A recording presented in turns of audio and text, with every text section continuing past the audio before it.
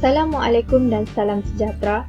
Pada hari ini, saya Masturani binti Laming dan rakan sekumpulan saya itu Chong Ken Leong akan membentangkan tentang teori organisasi. Sebelum itu, apa itu teori? Teori adalah kumpulan cadangan yang berkaitan yang direka untuk menjelaskan mengapa sesuatu peristiwa itu berlaku dengan cara tertentu. Teori ini juga merupakan satu siri kenyataan yang direka untuk diuji dan dibincangkan. Hasil daripada kenyataan-kenyataan ini akan mencadangkan penjelasan mengapa sesuatu peristiwa itu berlaku. Dalam teori mempunyai dua kualiti asas, iaitu metafora dan sejarah. Apabila kita mengatakan bahawa teori adalah metafora, kita maksudkan bahawa teori menyediakan cara yang linguistik untuk membandingkan dan menerangkan komunikasi dan fungsi organisasi. Bagi sejarah pula, kita melihat teori dari segi tempoh di mana ia dicipta dan diperkenalkan. Teori ini akan membantu kita untuk memahami dan meramalkan komunikasi dan tingkah laku. Dalam teori organisasi mempunyai tiga jenis teori, iaitu teori organisasi klasik, teori neoklasik dan teori organisasi moden. Namun pada hari ini kami akan membentangkan dua daripada tiga teori ini, iaitu teori organisasi klasik dan teori neoklasik. Teori organisasi klasik. Ia adalah menekankan usaha untuk menetapkan garis panduan dan kaedah yang menyeluruh untuk menguruskan sesebuah organisasi yang kompleks. Teori klasik ini berkaitan dengan sejarah perindustrian. Perindustrian atau revolusi perindustrian merujuk kepada pembangunan dan penggunaan kaedah pengeluaran yang dipertingkatkan dan dapat mengubah seperti negara Amerika serta kebanyakan negara Eropah dari agrarian kepada ekonomi perindustrian. Teori komunikasi organisasi ini paling banyak diketahui adalah semasa tempoh klasik, iaitu yang berpunca daripada revolusi perindustrian. Idea utama perspektif klasik komunikasi organisasi adalah organisasi serupa dengan mesin. Oleh itu, jika mesin yang terbina dengan baik dan diuruskan dengan baik, maka akan menghasilkan sesebuah organisasi yang sangat produktif dan berkesan. Perlu diketahui bahawa pekerja merupakan penggerak utama dalam sesebuah organisasi. Oleh itu, pihak pengurusan perlu menjaga kebajikan para pekerja mereka untuk meningkatkan lagi produktiviti dalam organisasi mereka. Dalam teori organisasi klasik ini terdapat tiga tokoh, iaitu antaranya ialah Frederick Taylor, Max Weber dan Henry Fayol. Ketiga-tiga tokoh ini berurusan dengan organisasi formal dan konsep untuk meningkatkan kecekapan pengurusan. Taylor membentangkan konsep pengurusan saintifik, Weber memberikan pendekatan birokrasi dan Fayol membangunkan teori pentadbiran klasik. Mereka semua ini menyumbang dengan ketara kepada pembangunan teori organisasi klasik. Yang pertama adalah Frederick Taylor. Pendekatan pengurusan saintifik yang dibangunkan oleh Taylor adalah berdasarkan konsep perancangan kerja untuk mencapai kecekapan, penyeragaman, pengkhususan dan pemudahan. Beliau mengakui bahawa pendekatan untuk meningkatkan produktiviti adalah melalui kepercayaan bersama antara pengurusan dan pekerja. Taylor mencadangkan untuk meningkatkan tahap kepercayaan ini perlu kelebihan peningkatan produktiviti perlu diberikan kepada pekerja. Tekanan fizikal dan kebimbangan perlu dihapuskan, keupayaan pekerja perlu dibangunkan melalui latihan, dan konsep bos tradisional perlu dihapuskan. Taylor membangunkan 4 prinsip pengurusan saintifik untuk meningkatkan produktiviti. Antaranya adalah peraturan lama perlu digantikan dengan pendekatan saintifik, pemilihan saintifik ahli organisasi pekerja harus dipilih berdasarkan beberapa analisis dan kemudian dilatih dan diajar serta dibangunkan. Pengurusan dan buruh perlu bekerja sama supaya kerja dapat dilakukan selaras dengan prinsip saintifik yang dibangunkan. Pekerja perlu dilatih oleh pakar dengan menggunakan kaedah saintifik. Yang kedua adalah Max Weber. Berikut merupakan ciri-ciri birokrasi organisasi yang diperkenalkan oleh Max Weber. Pertama adalah pengkhususan dan bahagian tenaga kerja. Tugasan tertentu yang ditetapkan membolehkan pekerja untuk mencapai objektifnya sendiri. Oleh itu, setiap pekerja tidak perlu melakukan banyak pekerjaan.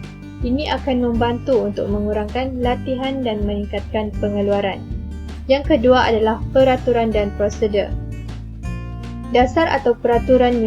Segala dasar atau peraturan yang bertulis dapat membantu pihak pengurusan untuk mengarahkan organisasi. Prosedur ini akan menjadi panduan dan sumber bagi organisasi. Hierarki kuasa. Organisasi perlu mempunyai rantai perintah yang berbentuk seperti piramid. Ini akan membantu dalam komunikasi langsung dan kecakapan yang lebih baik dalam organisasi. Komunikasi formal. Semua keputusan, peraturan dan tingkah laku akan direkodkan. Maklumat dan komunikasi ini akan dikongsi dari segi arahan. Oleh itu, semuanya didokumentasikan dan diambil kira. Jadi tidak ada persoalan yang wujud mengenai apa yang perlu dilakukan kerana ia telah pun ditulis. Penerangan kerja terperinci. Organisasi mempunyai definisi, arahan dan tanggungjawab yang jelas dan ringkas bagi setiap kelayakan. Setiap pekerja perlu memahami tugas mereka dan cara mereka bekerja. Pekerjaan berdasarkan kepakaran. Organisasi akan menetapkan pekerja dalam kedudukan yang sesuai dengan kelayakan mereka. Oleh itu, pekerja akan ditempatkan di organisasi sekiranya mereka dapat memaksimumkan pengeluaran. Yang terakhir adalah persekitaran impersonal. Hubungan harus bersifat tidak peribadi dan terpisah sehingga pemikiran atau perasaan pekerja tidak akan mempengaruhi bias atau keputusan. Sebagai contoh, pekerja hanya perlu bekerja dan mereka perlu berinteraksi dengan orang lain. Hubungan interpersonal ini boleh membahayakan hasil organisasi. Sedikit latar belakang tentang Henri Fayol. Beliau pernah bekerja di sebuah syarikat perlombongan Perancis yang dipanggil Commonwealth yang dapat berubah dari hampir sebuah organisasi bankrupt kepada yang sangat berjaya. Pada asalnya, beliau bekerja di sana sebagai seorang jurutera, kemudian beliau berpindah ke dalam pengurusan dan kemudian kepimpinan. Unsur-unsur teori pentadbiran Fayol ini berkaitan dengan pencapaian tugas dan termasuk prinsip pengurusan, konsep barisan dan kaki tangan, jawatan kuasa dan fungsi pengurusan. Berikut merupakan 14 prinsip asas pengurusan yang perlu diterapkan oleh pengurus dalam mengurus sebuah organisasi. Antaranya ialah pembahagian kerja, autoriti, disiplin, arahan unity, arahan tujuan unity, mengutamakan kepentingan umum, ganjaran, pemusatan, rantaian arahan teratur, kesamarataan, kestabilan perkhidmatan pekerja, inisiatif dan esprit de corps. Walaupun prinsip Fayol ini mungkin kelihatan ketat, namun beliau adalah salah seorang ahli teori yang pertama yang memahami idea bahawa mempunyai pematuhan tanpa syarat dalam sesebuah organisasi boleh membawa kepada masalah. Justru itu, beliau juga menyatakan bahawa setiap organisasi mesti menentukan tahap kuasa yang paling menguntungkan. Komunikasi dalam perspektif klasik ini mempunyai dua fungsi, iaitu kawalan dan perintah. Fayol percaya bahawa organisasi mesti mengehatkan komunikasi mereka kepada kata-kata yang tepat dan jelas untuk reka bentuk dan pelaksanaan tugas. Fayol juga percaya terdapat elemen pengurusan tertentu. Elemen ini adalah termasuk perancangan, penganjuran, memerintah, menyelaras dan mengawal. Seperti yang dijelaskan oleh Fayol, perancangan adalah di mana pengurus mencipta rancangan untuk organisasi dan meramalkan keperluan organisasi pada masa depan. Seterusnya adalah penganjuran. Penganjuran berlaku apabila organisasi menggunakan tenaga kerja dan bahan untuk melengkapkan rancangan mereka. Memerintah pula adalah apa yang pengurus perlu lakukan untuk mendapatkan output optimum dalam pengeluaran dan kecekapan. Penyelarasan pula adalah di mana pengurus menyatukan burus dan semua kaki tangan. Akhir sekali adalah mengawal. Mengawal adalah untuk menentukan ketepatan usaha, organisasi dan rancangannya. Kesan Fayol ini masih mempunyai pengaruh besar terhadap banyak iklim, struktur dan kepimpinan organisasi pada hari ini. Oke, kita beralih kepada teori seterusnya, yaitu teori pengurusan neoklasik. Oke, teori pengurusan neoklasik ini berpendapat pada pentingnya aspek psikologi dan sosial pekerja sebagai individu ataupun sekumpulan pekerja. Teori ini merefleksikan perhatian lebih besar terhadap hubungan sosial di lingkungan kerja dan lebih menekankan keharmonian sesama anggota di organisasi sebagai tujuan organisasi yang paling utama. Seterusnya, pemikiran pengurusan lebih dipusatkan pada hubungan manusia dengan manusia dan pada seluruh organisasi yang ada. Dengan kata lain, teori neoklasik mendefinisikan organisasi sebagai sekelompok orang yang saling berhubungan untuk mencapai suatu tujuan bersama. Oke, kita beralih. Teori ini muncul kerana ketidakpuasan terhadap yang dikemukakan pendekatan klasik yang tidak sepenuhnya menghasilkan efisiensi, produktif, dan keharmonian kerja dalam pengurusan. Para pengurus masih menghadapi kesulitan kerana pekerja tidak selalu mengikuti pola-pola perilaku yang sesuai dengan kriteria syarikat yang telah ditentukan. Oke, dalam teori pengurusan neoklasikal, para pengurus dirangsang untuk bersikap lebih kooperatif dengan pekerja dan memperbaiki lingkungan sosial di tempat bekerja. Seterusnya, dengan ketidakpuasan teori klasik tentang pengurusan, beberapa tokoh mencuba untuk melengkapi teori organisasi klasik dengan pandangan sosiologi dan psikologi.